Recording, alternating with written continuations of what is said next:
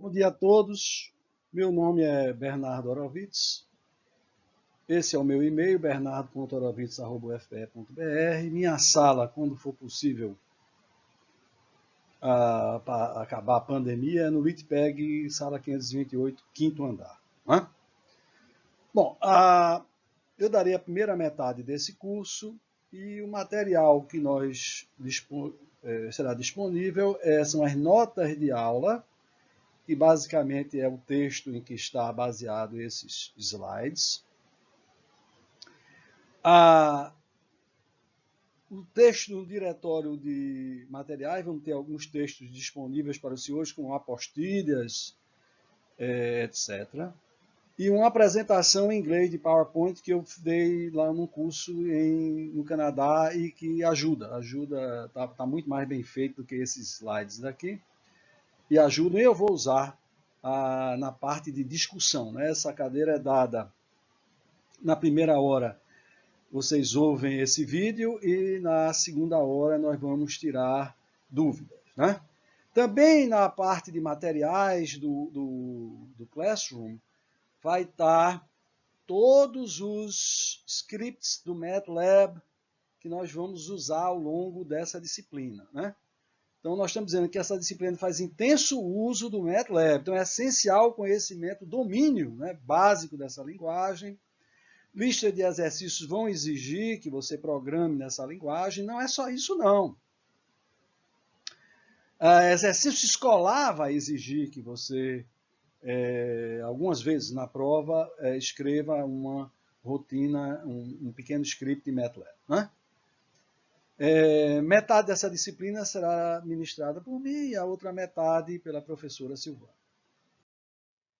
Então, toda atividade de projeto de engenharia, intrinsecamente, é um problema de otimização. Então, a gente está sempre buscando a solução mais barata, a de menor custo, ou a solução que renda mais, que dê maior lucro. Né? Sempre. Isso é um ponto inerente ao projeto estrutural, ao projeto de engenharia em geral. Os americanos costumam dizer que o engenheiro estrutural faz com $1 o que qualquer mestre de obra faz por 2. Então, o engenheiro é suposto otimizar suas soluções. No caso da engenharia estrutural, a gente normalmente busca a solução estrutural de menor custo. Isso é difícil, inclusive, de avaliar, o custo, né? Então, nós normalmente simplificamos e colocamos como custo ser a quantidade de material envolvido. Isso nem sempre é verdade, mas é o que normalmente é feito. Né? Já na engenharia do petróleo, o que a gente busca é a solução que dê maior lucro.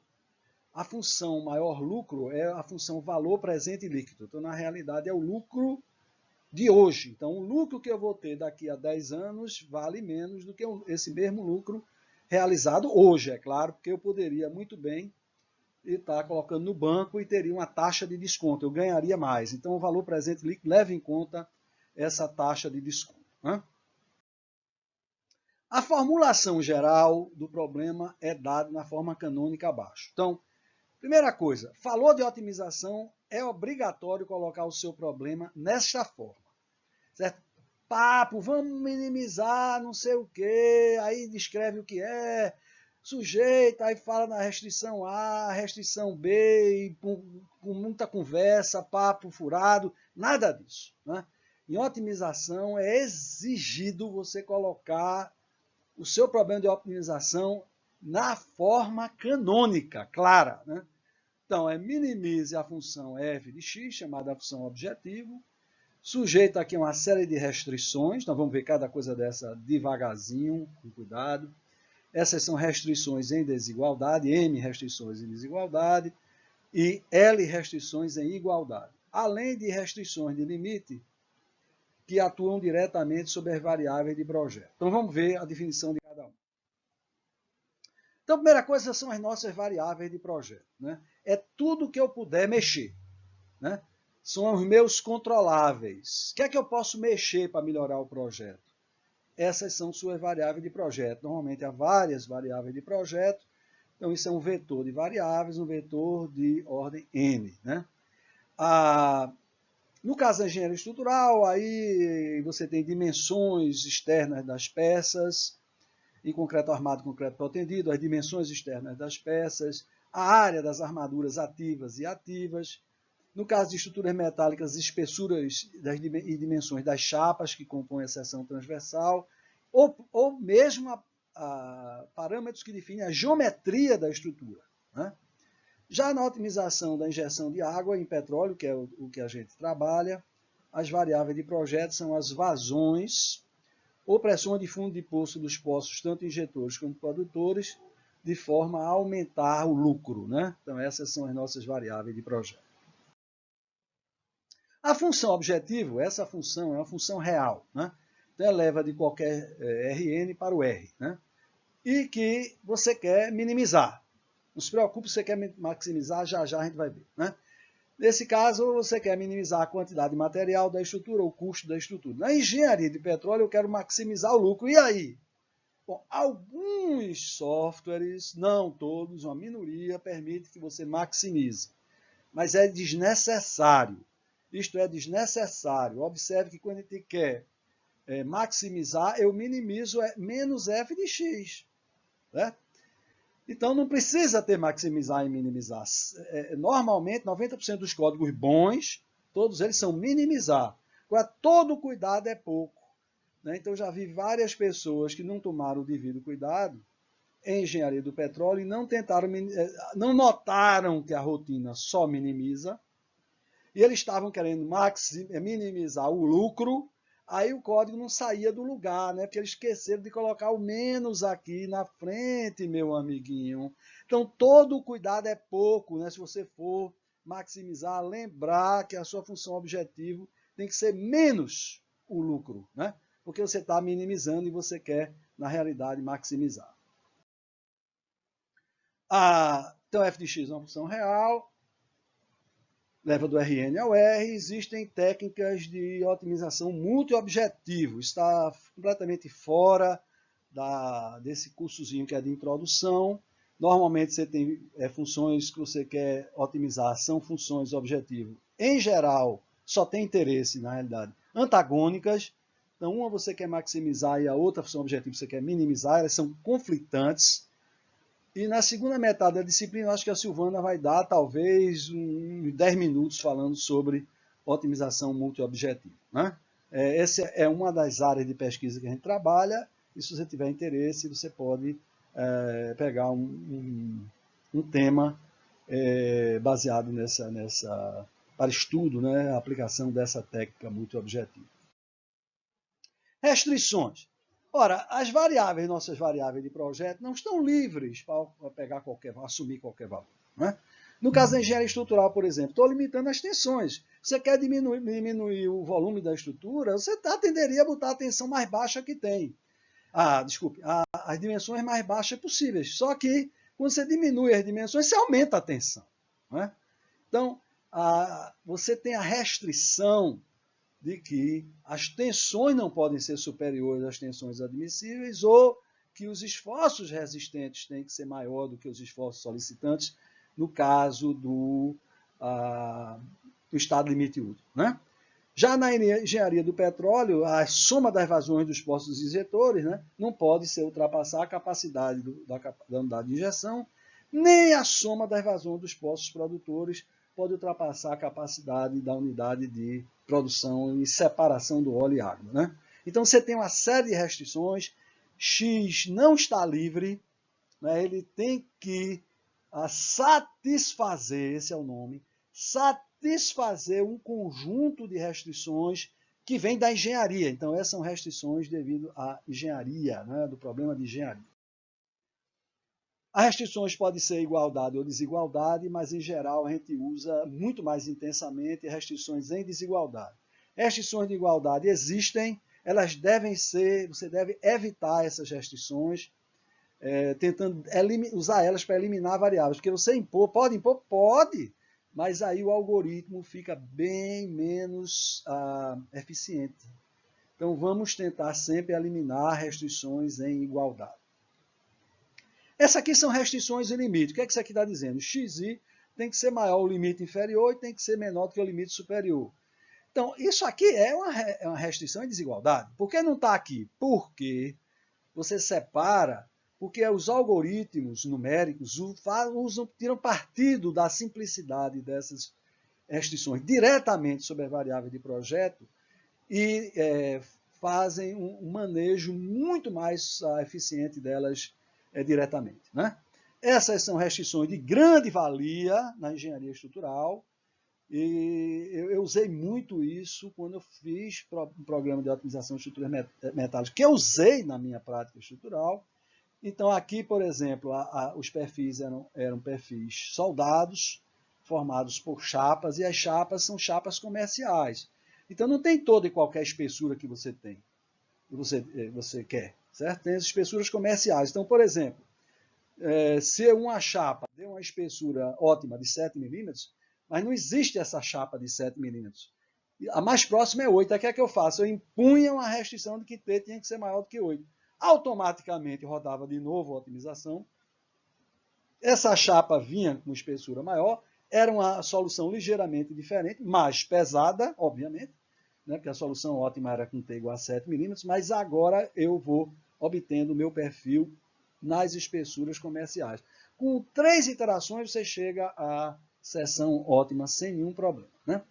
E são também muito úteis para a dimensão mínima, máxima da seção transversal, ou mínima ou máxima das armaduras, né? No caso de engenharia estrutural, ou mínimas ou máximas vazões ou pressões na engenharia de petróleo. Então, é muito comum ter a vazão máxima do poço, né? E a vazão mínima também, isso aí é por causa do simulador, mas o BHP máximo, a pressão de fundo de poço máxima, essa é uma restrição geomecânica. Né? Então, pressão máxima de injeção para não fraturar a rocha reservatória, porque se você fizer isso, não é, tiver uma plataforma offshore, aí o petróleo vai começar a vazar por essa fratura que você gerou, uma máxima pressão de injeção, vai poluir o oceano, aí lá vem os ambientalistas de plantão, vão chiar, vão botar na Globo, vai sair no jornal, e você vai se dar muito mal com isso. Né? Para a gente ver como é que é isso, como é que isso funciona, o ideal é pegar um exemplo, né? Um exemplo de otimização na engenharia, e nós vamos pegar um da engenharia estrutural. Quem não for engenheiro estrutural vai perder um pouco da nossa discussão, mas não muito, né? Porque vai ficar na matemática. Mas o engenheiro estrutural vai ter, além disso, mais um entendimento intuitivo de qual seria a solução, o porquê, né, da solução ótima. Né? Então, o que ele vai querer fazer é dimensionar um pórtico de madeira, que são 2 pilares e uma viga sujeita a uma carga distribuída, de tal forma que eu tenha o pórtico que consome a menor quantidade de madeira, então o consumo de madeira, que é o volume, né, de madeira, porém as tensões máximas, né, as solicitações máximas, a que fica sujeito o pórtico tem que ser menor do que admissível, cada madeira tem a sua tensão admissível. Né? Tem, madeiras de lei normalmente têm tensões, aguentam esforços maiores do que o material de mais baixa qualidade. Então, formalmente, X1 e X2, nós vamos ter 2 variáveis de projeto, a gente vai dizer cada um o que é, de forma que o pórtico resulte com o mínimo consumo de material, mínimo consumo de madeira, atendendo o valor máximo das tensões serem inferiores à tensão admissível. Vamos ver o que é isso, são as nossas variáveis de projeto. Então, aqui está o nosso pórtico de madeira, então são 2 pilares e uma viga, sujeito a uma carga uniformemente distribuída. O vão é L, que é fixo. A altura desse pórtico nós vamos variar. Ela é alfa L. Esse alfa nós vamos variar, né? De 1, 0,8, 0,6, 0,4, essa coisa toda. Né? As nossas variáveis de projeto, X1, as colunas, os pilares e as vigas, columns e beams, em inglês, né? Que são pilares e vigas, são todas quadradas. Essa é a melhor seção transversal? Não. Mas eu só quero ter 2 variáveis de projeto para poder resolver esse problema graficamente. Esse é um problema importantíssimo, não por ele mesmo, mas pela interpretação gráfica, tem que entrar na sua cachola. Essa imagem que a gente vai ter vai precisar entrar na sua cabeça, né, para problemas mais sofisticados de otimização. Então, só tenho 2 variáveis de projeto, x1, a minha primeira variável, é a dimensão da seção transversal quadrada dos pilares. x2 é a dimensão da seção quadrada das vigas. Eu sei que essa não é uma seção transversal eficiente, mas aqui o motivo para isso é que nós queremos um problema só com duas variáveis para poder ser representado graficamente. Tá? Então, olhando aqui para o diagrama de momentos fletores, ou seja, é um diagrama dos esforços que solicitam as peças, nós vemos que nós temos três seções críticas. Aqui no pilar, é o topo do pilar, essa seção está com esforço maior, como você está vendo aqui. Nós temos outra seção crítica, que é a extremidade da viga, né? E, finalmente, a terceira seção crítica, que é o centro do vão, a metade, né, no meio da viga. Tá? Então, nós temos essas três seções. Então, nessas três seções, a tensão solicitante não pode ultrapassar a tensão admissível. Então, aqui está isso aqui formulado matematicamente. Né? Minimize o volume de madeira. Então, é 2 vezes o volume de madeira dos pilares, mais de cada pilar, mais o volume de madeira da viga. Certo? Sujeita a essas três restrições. Aqui a tensão no topo do pilar não pode ser maior do que admissível. A tensão na extremidade da viga não pode ser maior do que a tensão admissível. E a tensão no meio da viga, no centro do vão, não pode ser maior do que a tensão admissível. Observe, bom, vamos lá. x1 é a dimensão dos pilares, x2 é a dimensão da viga. O vão L, no nosso exemplo, é 5,5 metros, isso é um caso particular. A carga distribuída é 1.500 kg por metro, aplicado aqui nessa viga, e a tensão admissível é 130 kg por centímetro quadrado. Então, isso aí é uma madeira muito boa, né? Uma madeira como peroba do campo, né? Não é uma madeira qualquer safada, não. É uma madeira boa. Agora, você olhando para essas restrições, você vê imediatamente que são altamente não lineares, né?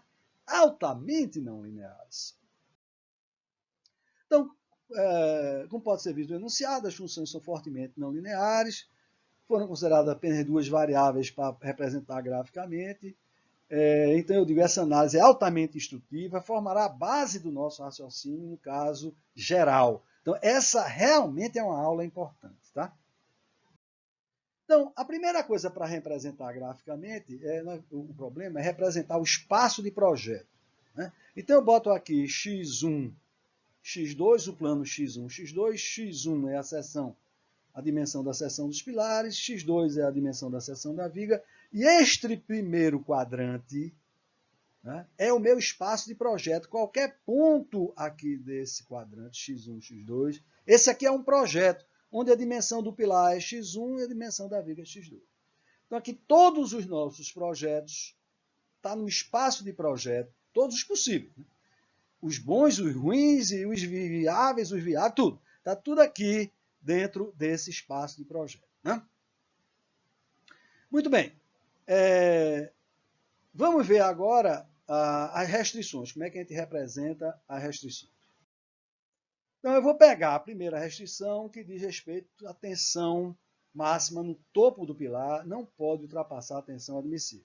Então, para representar isso graficamente, eu vejo os pares x1 e x2. Então, os projetos, né?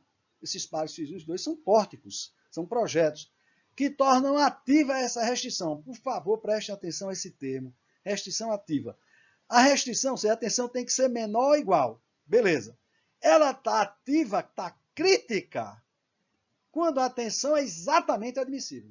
Então, você está num ponto crítico, mexeu, botou mais qualquer coisa, já não está mais viável o seu projeto. Né? Então, x1 é exatamente igual à tensão admissível, então essa restrição é atendida na sua estritamente atendida, né? Quando isso aqui é igual, né? Então nós dizemos que quando você está exatamente em cima do limite dessa restrição, é porque essa restrição está ativa. Então todos esses pontos que aqui estão, sob esta curva, a tensão no topo do pilar é exatamente admissível. Tá? Qualquer modificação, você vai ter tensão maior do que admissível, você vai violar a restrição. Então, esta curva divide o espaço de projeto em dois pedaços, né? Na região viável e na região inviável. A região viável é aquela em que a tensão máxima é menor ou igual ao admissível. Claro que ela é para fora do zero, né? eu tenho que aumentar as dimensões da peça e não diminuir. Então, ela foge, infelizmente, da origem. Né? A gente gostaria que as dimensões fossem nulas, o custo seria zero, mas não é verdade. Né? Então, a gente sai fora, aqui afastado da origem. Essa é a nossa região viável. Então, todos os nossos projetos têm que estar necessariamente aqui. Se você cair aqui dentro, essa é a região inviável. Então, sigma 1 está maior do que admissível. Então, isso é inviável. Você violou a restrição. Isso é um projeto inaceitável. Né? Então, meu projeto só é aceitável se estiver na região viável. Mas essa, assim, a região viável é a mais afastada da origem, né? Mas é claro que, então vamos lá, os projetos sob a curva tornam ativa a restrição, os projetos no interior tornam passiva a primeira restrição, então a restrição está atendida, mas está recebida com folga, aí nós dizemos que está passiva. Né? Já os pontos na região inviável violam, e todos esses nomes, ativo, passivo e viola, né? Tudo isso são termos técnicos. Tá? Então, já os pontos na região inviável violam a primeira restrição e, portanto, são inaceitáveis. Tá? Mas, é claro, se é só a primeira restrição, precisamos atender todas as outras restrições. Então, você tem aqui, a primeira restrição é do pilar, a segunda restrição é na extremidade da viga, lembrem-se disso, a terceira restrição é no meio do vão, no meio da viga. Né? Então, essa aqui é daqui para cá, essa daqui para cá, essa aqui para cá. Ou seja, a região viável é a interseção das regiões viáveis de todas as suas restrições. Né? Portanto, só podemos aceitar projetos que estejam aqui no interior, né, ou no contorno, normalmente está no contorno, como vocês vão ver, da região viável. E o ótimo é aquele que minimiza o volume da estrutura, nossa função objetivo, estando aqui na região viável. Né? Normalmente ele fica, o ótimo é no contorno da região viável. Então está aqui um exemplo para alfa igual a 1, e é claro, aqui está a restrição do pilar, aqui está a restrição da extremidade da viga, e aqui está a restrição do meio da viga, do centro do vão da viga.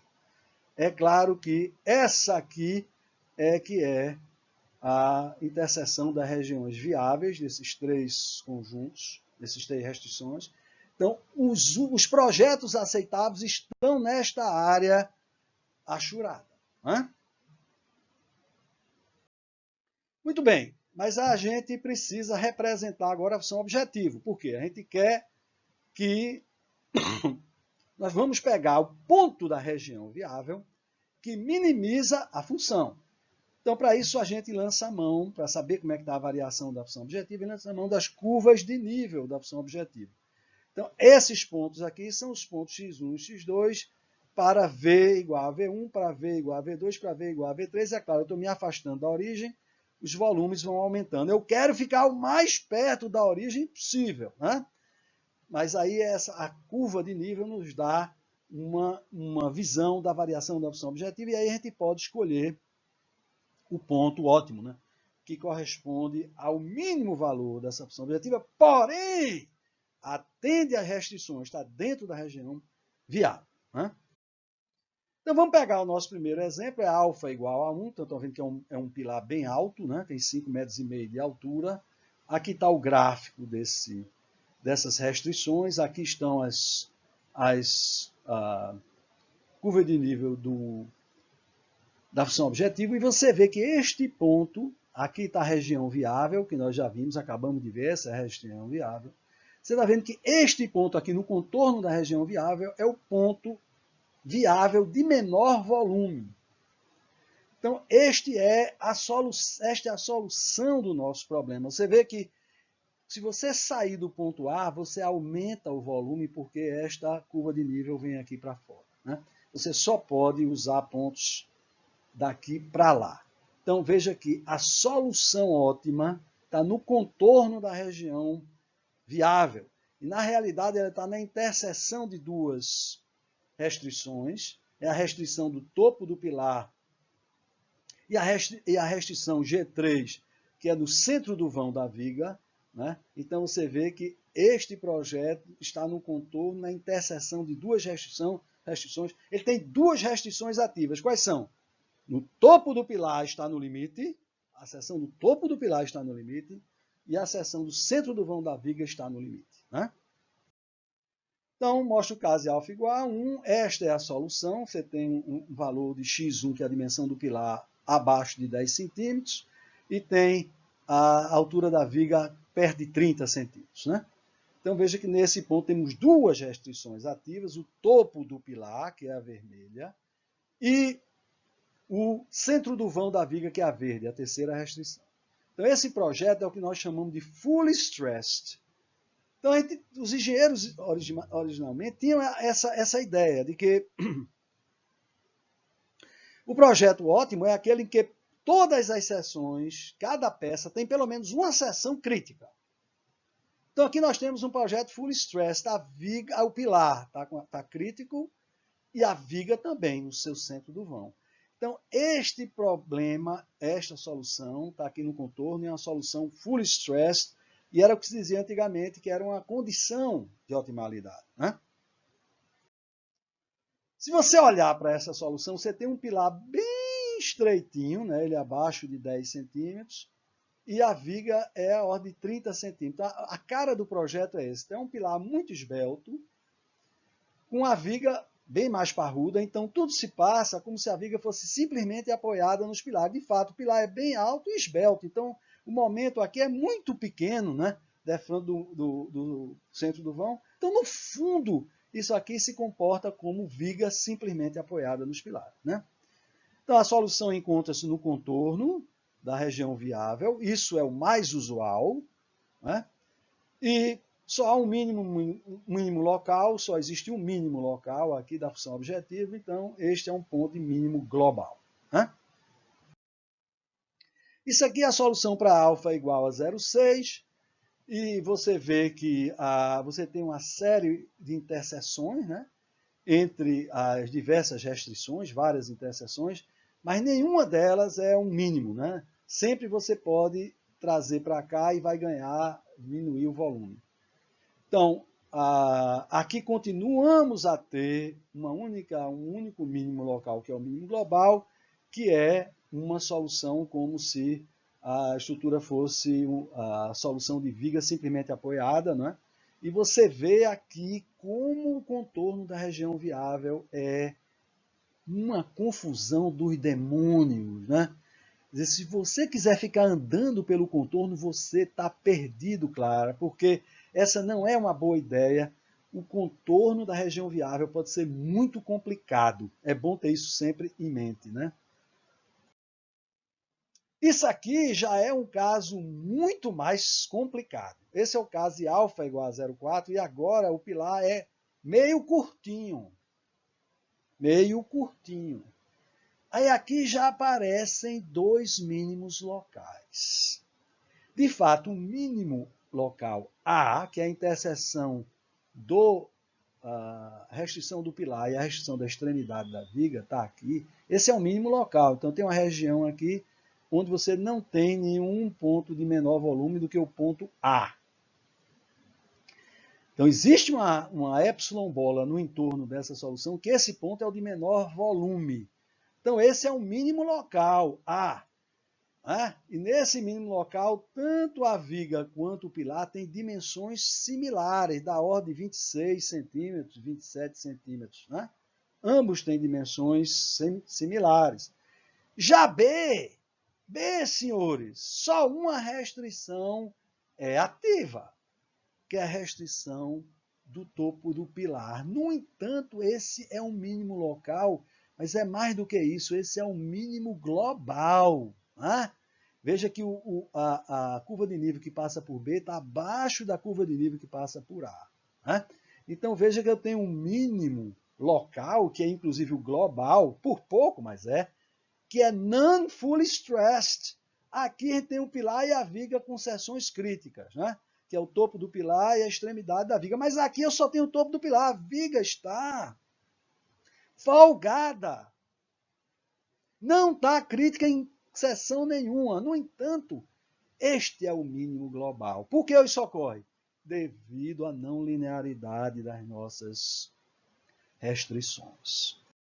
Então, o caso alfa igual a 6 é semelhante.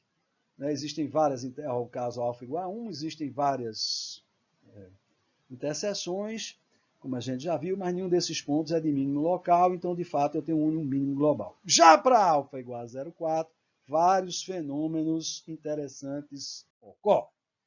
O ponto A, 24,5, 24,2, então vê a dimensão do pilar é parecida com a dimensão da viga, na interseção da restrição do pilar com a restrição correspondente à extremidade da viga. Então, é um mínimo local e é full stressed.